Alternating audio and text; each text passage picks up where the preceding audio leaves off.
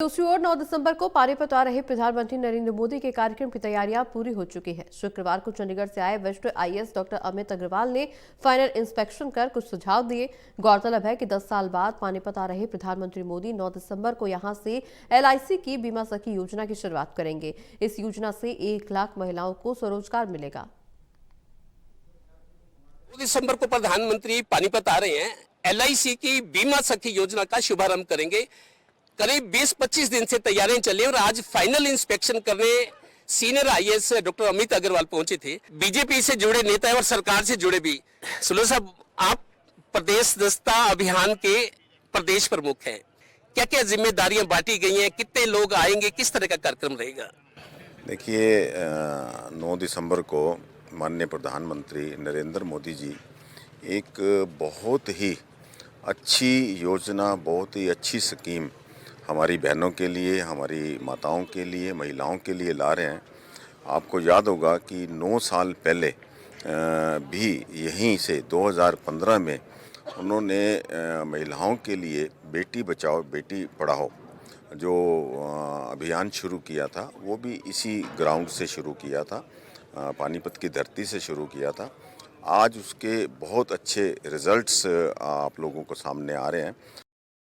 अपने आप में महिलाओं के सशक्तिकरण के लिए, उनके स्वावलंबन के लिए एक बहुत अच्छी योजना LIC के माध्यम से लगभग 1 लाख बहनों को अभी स्टार्टिंग में ही इसी योजना के शुरू होते ही उनको रोजगार देने की बात है।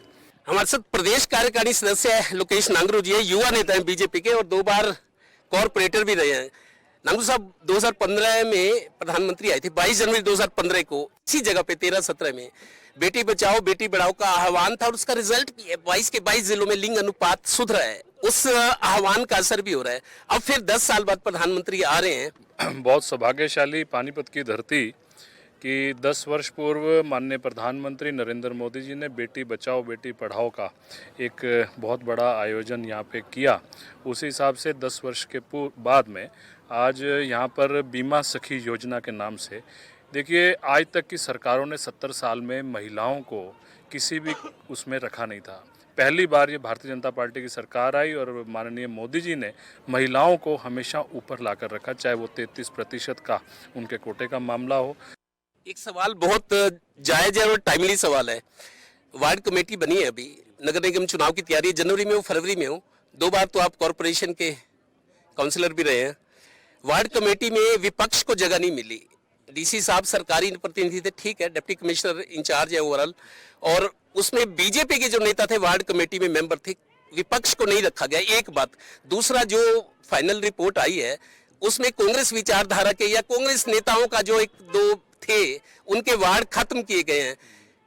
कांग्रेस मुक्त भारत की शुरुआत क्या पानीपत से तो नहीं हो रही? देखिए, आप तो एक वार्ड की बात कर रहे हैं, मैं एक विधानसभा की बात नहीं करता, मैं प्रदेश की नहीं करता, मैं राष्ट्र की नहीं करता। कांग्रेस खत्म हो चुकी है, कांग्रेस का कोई कार्यकर्ता नहीं है। आज इनसे 5-5, 7-7 साल में अपनी जो ऑर्गेनाइजेशन है उसकी स्ट्रेटजीज नहीं तैयार की गई, तो इन लोगों का तो कोई वो नहीं है। लेकिन भारतीय जनता पार्टी ऐसी पार्टी है कि वो दोनों तरफ को, समाज का हर व्यक्ति खुश रहे, चाहे वो SC समाज है, चाहे BC समाज है, चाहे जनरल समाज है, हर एक को खुश रखते हुए उसकी भांति उन्होंने उसकी संरचना करने का प्रयास किया है। नायब सिंह सैनी जी के कार्यकाल को लेकर बड़ी चर्चा है लोगों में कि बड़े अच्छे हैं, बड़ी अच्छी तरह मिलते हैं, प्रैक्टिकल आदमी हैं। उम्मीद कर रहे हैं कि जैसे उस दिन हेलीकॉप्टर आए थे CM साहब, मैंने पूछा था उनसे कि हेलीकॉप्टर तो आ गया, अब रफ्तार भी सरकार की बढ़ेगी। उन्होंने कहा 3 गुना काम करके दिखाऊंगा, इसी जगह पे कहा था। आपको लगता है सरकार उस दिशा में आगे बढ़ रही है? देखिए, हमारे यशस्वी प्रधानमंत्री श्री नरेंद्र मोदी जी ने हरियाणा की इतनी करोड़ जनता में से एक मुख्यमंत्री मनोनीत किया था 12 मार्च 2024 को, और श्री नायब सैनी जी ने वो अपना जो विश्वास प्रधानमंत्री जी ने और गृह मंत्री भारत सरकार ने उनके ऊपर किया था, उसको अमल करके दिखाया। वो दूसरी बार भारी बहुमत से जीतकर हरियाणा में तीसरी बार भारतीय जनता पार्टी की सरकार बनाई। देखिए, हमारे प्रधानमंत्री जी की जो विज़न है वो इतना बड़ी दूरदर्शी है कि ऐसे ही अब जो LIC की जो पॉलिसी लेके आए हैं पूरे भारतवर्ष के अंदर, महिलाओं के लिए, और 1 लाख से ज़्यादा महिलाएं हमारे यहाँ पानीपत में इस कार्यक्रम में प्रधानमंत्री जी के विचार सुनने के लिए पहुँचेंगी। फाइनल इंस्पेक्शन भी हो रहा है। हमारे साथ बीजेपी की state spokes person advocate Neha Dhawan है।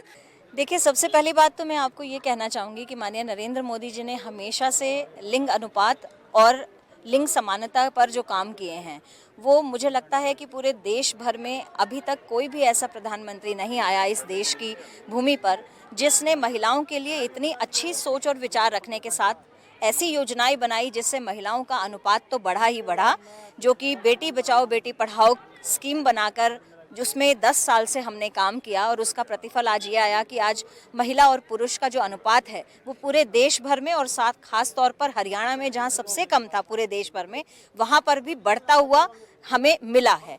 और इसके साथ साथ महिलाओं की सुरक्षा को लेकर, महिलाओं को आत्मनिर्भर बनाने को लेकर, महिलाओं के सशक्तिकरण को लेकर, सशक्तिकरण के लिए जो कदम उठाए गए नरेंद्र मोदी जी की सरकार के द्वारा, माननीय नरेंद्र मोदी जी के विचारों ने जो ये क्रांति लाई, वो आज हमारे सामने है। आज हमें जेंडर इक्वालिटी की बात सोचनी नहीं पड़ती, वो हमें सामने से दिख रही है।